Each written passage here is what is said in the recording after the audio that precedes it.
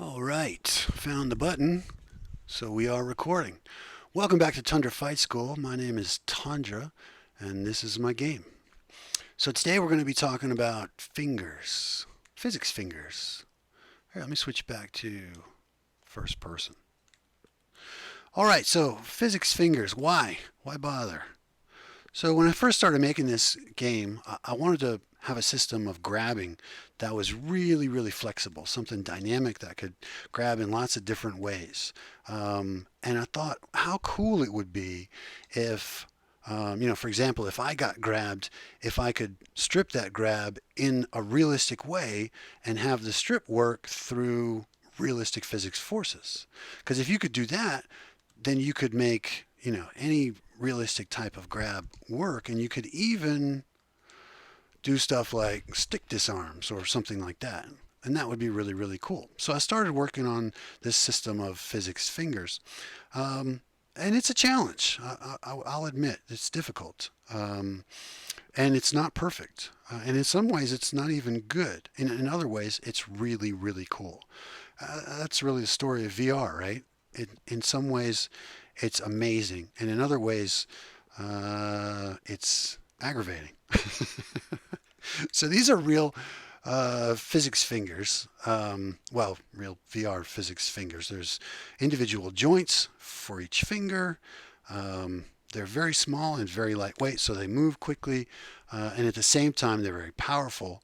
But they're not infinitely powerful. They're not super powerful. And they will lose grip if the object that you're pulling is just too heavy. So I try to balance them so that they're just right. So this is a very heavy kettlebell, and they can hold it. You can see the thumb gave out when it dropped. And in that case, I bounced it on purpose, and it fell. So this one's lighter, and I can bounce it a little bit, and they hold. Anyway, again, why do physics fingers? Well, because they can do all sorts of things that are unorthodox with your grabbing.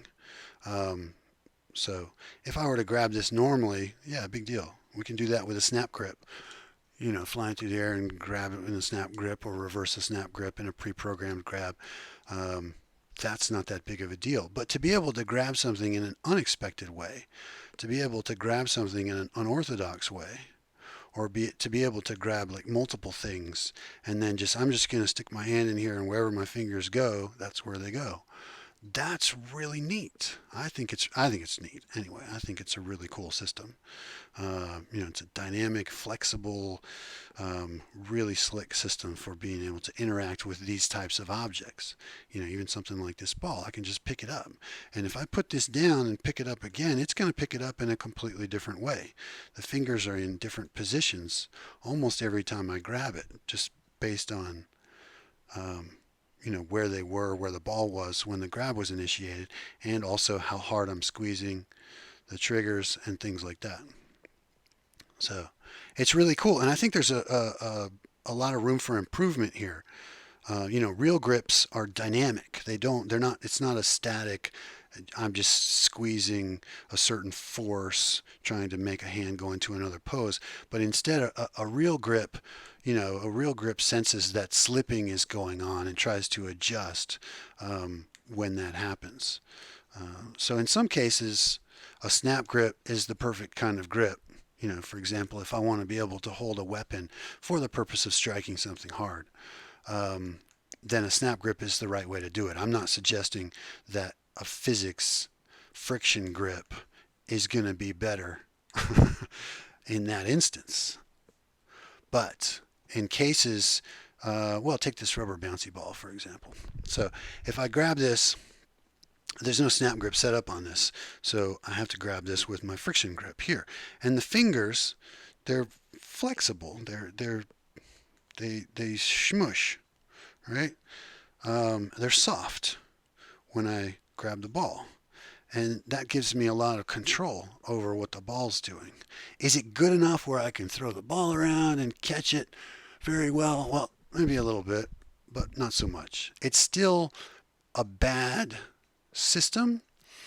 Um, VR's not going to be good at, you know, grabbing objects like that and controlling them very, very well. You're still going to need force pull. You're still going to need snap grips. But this system is cool for being able to interact with things in unpre-programmed ways. Unpre-programmed is probably not a word.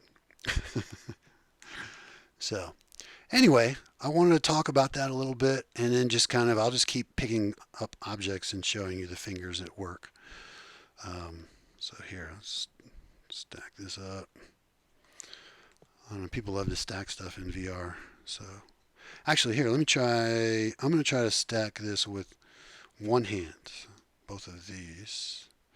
See if I can do that. So put this on first, and then try to maintain our grip over the second object and stack it on top. All right, cool. So, yay. Yay, I don't have to restart the video. All right, anyway, stacking objects is nothing too exciting in VR, but you get the idea, right? Well, I hope you get the idea. Fingers that can do whatever are really cool.